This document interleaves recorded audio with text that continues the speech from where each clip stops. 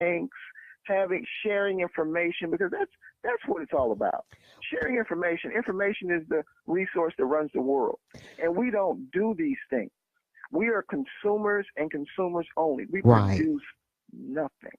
And we're actually brainwashed to not help each other. And they bank off of that. Yeah, everybody sure they capitalizes off of our self-hatred. Right. And our mistreatment towards each other. Right. So what do we have to do? All you have to do is look around and look at the other races and see how they're pooling their resources and how they're flourishing and thriving, and it's working for everybody else. Why won't the message sink into us? This is how you succeed. I don't know what it is. I'm going to be real honest with you. One of the things, and I think we talked about this last week, one of the things that I used to hear all the time when I was selling real estate is that we tend to deal with a slave mentality. I didn't believe that until I actually saw it in action. I was like, oh my God, it's actually some truth to that. We also have that crab in the barrel mentality. I heard that, Vader. and it's so true, true. Right. You'll see people that know you, have seen you, grew up with you, and they see you trying to do something. And if they think that you're going to make $1 more than what they're making, or your life is a little bit better than theirs, they're not going to do anything to try to continue to promote you. We're just not going to do it. But at some point, since we are aware of the situations, it's at some point those of us that are knowledgeable, we got to step back and say, you know what? Maybe it's time for us to get into these schools and start talking to these kids, because I'm of a mindset that we need to be teaching, especially our kids, financial literacy in grade school. How to, you know what I'm saying? True. Absolutely. And we must talk to our children, because children are going through and suffering through the same things that we did before them. Right. Know? And what I mean by that is, I see it. I know you see it. Vader sees it. A lot of people see it. We suffer from trying to be accepted. Exactly. And that's the key factor that plays against us, because we are manipulated, exploited, and taken advantage of in every possible way you can think of when you play into that mindset. Because when you seek people's approval and they don't seek yours, they've got an unfair advantage over you, because that means you will bend over backwards to do anything to please these people. And the truth of the matter is, there is no pleasing these people. Exactly. Forget about pleasing them. Right. Think about pleasing yourself. That's right. Exactly. But again, this is a mindset that our parents and their parents have taught us to actually. I know, right? Exactly. Now, it's one thing that you definitely said that I would like to give a shout out to Mr. Tariq Nasheed, and that's TARIQ. Hidden Colors. NASHEED, and his Hidden Colors DVD. Please get it. Check it out. I'm trying to guys, you can get all of them on Amazon. This man, I learned something. Oh my goodness, yes. I didn't know anything about the Patterson Car Company until I watched that. Exactly. Thank exactly. You. The black car company that was out doing Ford and all that. You know, there's so much of our history that they've hidden from us. But you know what? If people are oppressing you, you can't expect them to teach you your history. Exactly. That's part of the oppression. Right. They hide it from you, but it's your job to seek and learn. How have you learned anything else? When you buy a cell phone, nobody teaches you how to use that cell phone. You learn how to use that cell phone through what? Trial and error. You figure it out. Right? That's right. Exactly. Right. Exactly. You read your information and you mess around with it hands on, and you learn. So apply that same thirst for knowledge into learning our history. Stop waiting for your enemy to take care of you and help you. Absolutely. He's not going to do it. Absolutely. His children, his women ain't going to help you. Right, because your downfall is their upbringing. Hello, their uprising. Who was that we talked to years ago? Brother Charles. What's up, Brother Charles? Yeah, Brother Charles. Like the brother Charles said back when we were in New Black City, he said, who is going to remove themselves off of a pedestal to let somebody else take their place? True. That is so true. And that is the God's honest truth. Nobody's doing that. But it's imperative upon us to learn our own history, our own true history, not what somebody else has taught us, but our own true history. I'd rather deal with the best of our people. I heard a term that a young lady on Facebook used, Art Kathy. What's up, Art Kathy? She said three type of, are you hip to it too, huh, Jump? Yeah, she's great. Yeah. She says three type of black people: the basic, the intelligent, and the brain dead. And there's a lot of these brain deads walking around. The basic is just, I'm going to go along to get along. Yep. And the brain dead is just gone. Ain't no whole form. But now the brain deads are actually your best employees. So for you employers out here that are looking for some good black folks that'll come in and do what you tell them to do. Yeah, I suppose. The brain dead ones will definitely do who you're looking for. If you're brain dead, you're just a zombie. You just follow orders. You right. Do what you're told. But isn't that what they're looking for?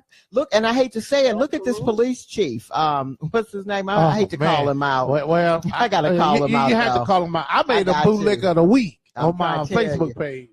Philadelphia Police Commissioner Richard Ross. Richard Ross. Is he not one of our black gatekeepers? Yeah. Yeah. He's a good old boy. We addressed that last week. The gatekeepers are the black people that have been promoted. Thank you. These are the people that have these titles. Okay, these are the people that have these positions. And I'm not going to say every black person is a gatekeeper, but I tell you this. Right. Sheriff Clark, he's one. Oh, my goodness. Because they're put in place to keep us in Clarence Harmon. Okay, yep. They're helping the powers that be. You promote a few of them with the auspices of making it look like, oh, see, you can achieve if you try hard enough. Pull yourself up by your bootstrap. Yep. Yeah.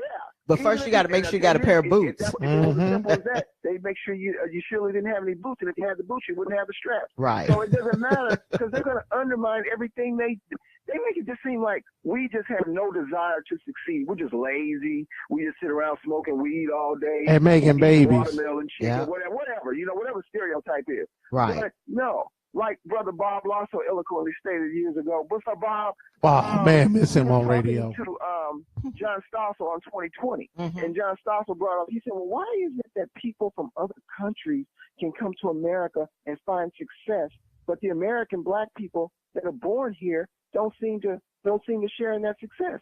Well, like Bob Law said, well, anytime you have these obstacles put in your place and you have these limitations placed upon you, then it is going to make it seem as though you don't have the desire to succeed. He said, but I'll tell you what, if you give black people in America the same opportunities, you get people coming from afar, from different lands on the other side of the world, the same opportunities, because one of the opportunities that people that come to America have is they can make money without having to pay taxes for a certain number of years.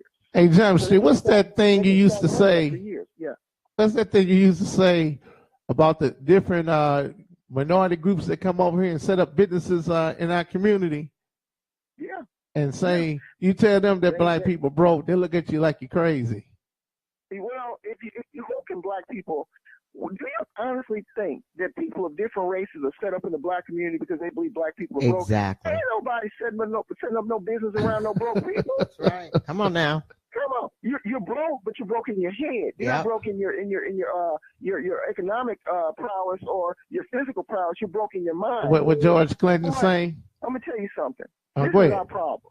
We've been injured, and anybody who's been injured, what is the one thing that you have to guard yourself, your mentality from, your psyche from? Your psyche has to be guarded from what? Re-injuring yourself. Mm-hmm. So what do? You find ways to compensate for that injury. Right, you self-medicate. I can't walk like this anymore, so I'll walk like that. You become handicapped in your mind. Mm-hmm. Your body may heal, but now you got to heal your mind. Yeah. What George Clinton say, Jump Street? Our bodies have been injured forever, but now we have to repair our mental stability. Okay, but we you know, get back on track mentally. But so here's that's where our injuries and our real oppression comes from. Because I say this to the audience.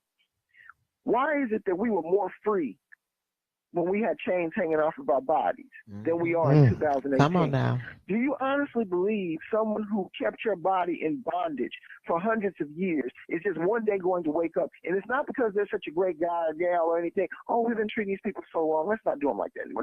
No. They found a better way to keep you enslaved. They said, you know what? I always say this. The slave master got smarter, but the slaves got dumber. The thing is this. Somebody want to release your body. Don't you know that they've come up with what they think is a foolproof plan on keeping you under their servitude for the rest of your life? Nobody's taking chains off of anybody's body that don't know that they have, that they don't know, that they don't have them on their mind. That's the only reason why you don't have chains hanging off of your body is because they're in an even worse place. They're on your mind. But Jump Street. We were more free when we had chains on our bodies because you know what? Through our minds, we could go anywhere in the universe. Exactly. We could transverse our condition when we were chained physically. But now that we've supposedly earned our freedom, I say that with a wink, we don't, our mind's not free. So we don't travel with our minds the way we did when we were in bondage physically. You know what? Here's the point. George Clinton said it in that song. Free your mind and your ass will follow. Thank you. It's not the other way around. Don't free your ass and expect your mind to follow. That's the problem. Free that mind first. It was done in reverse. Yeah. And so therefore, they have you thinking that, oh, you're free. You're free to give them all your money. Yeah. You're free to follow all their orders. And free to be broke. Keep killing each other. You're free to keep selling drugs until we find out how much you're making, and then we're going to open up these weed dispensaries and take that from you. You're free to keep playing the numbers until we find out how much money you're making. We're going to fill you up in our jailhouse. You're free to do whatever we want you to think you're free to do. We're going to lock your sons up. Yep. See, so your freedom has limitations. I'm going to tell you something I learned from a sister on Steve Harvey's women's talk panel. She said, you know, people always talk about unconditional love. She said, let's get this straight right now. She said, no love is unconditional. Right. I saw that episode. Nothing is unconditional. Right. Only when it comes from God. Only when it comes from God. But then again, I don't know if I should say that. And I'm not trying to blaspheme anymore. Please don't I know you're not going to misinterpret me because I'm you all knowing. But he has 10 commandments that he put out there for us to follow, right? Right. Now you are cool if you do it under those 10 commandments. Now if you go beyond that or you do it outside of that, hey, you're in trouble. You're in trouble. So we're all in trouble because we've all done that. But I'm saying everything has conditions. Yeah, exactly. Whether we want to believe it or not. Yeah. It's like contract. You follow rules no matter where you are. The first 3 letters spell con. Condition. Yeah. Well, you know, and we talked about this last week. I'm of a mindset that when we were segregated, we were doing so much better. Jump. It's like she heard our conversation from last week. Yeah. You know, we were just talking about that. Right. We had this conversation many, many times. We were better when we were segregated, which we still are segregated. Just that you've been tricked into thinking that you're integrated instead of segregated. But anyway. Well, here's the thing: we're segregated until it comes to the money. Then we're integrated. Exactly. Let me tell you something. I heard the beautiful sister Phyllis Yvonne Stickney, who I love her. I haven't seen her on anything in years. But she said, because she's speaking the truth. When Minister Khalid Muhammad was on Phil Donahue, she stood up in the audience and she said, no, the Holocaust is the greatest atrocity on film. She said, our atrocity wasn't film. Thank you. Come on now. Okay. So that's what it is. We lost over 6 million just on the journey over here trying to get to America for real. They claim that we've lost 100 million or more, and I can believe easily. I tell you this. The sharks were well fed, weren't they? Following slave ships because they were constantly throwing bodies overboard. Exactly, and I actually read that. I think I got that from Babylon to Timbuktu. Have you guys read that book? And that's what they were saying, that they were following the slave ships. When they have Black History Month, right? I cannot watch Roots. It pisses me off. Off of us. Right. Of our demise and our tragedy and stuff. Everybody benefits but us. Yep. Yeah. But it's at some point we have to wake up though, because like I said, we're not paying attention. I can't begin. I mean, to the point where a sister is basically blue in the face, trying to tell people you got to start bringing in extra streams of income. You got to start looking at different ways to and make stop money. wasting this money. Right. You know what I'm saying? But they look at you like you stupid. But then here's the thing. Now, you know this is to be true because, you know, I've been telling you about this cryptocurrency. Black people have to learn, as you just stated, Ms. Brown, we have to learn how to make our money work for us. We work do. hard for our money, but we got to learn how to make our money work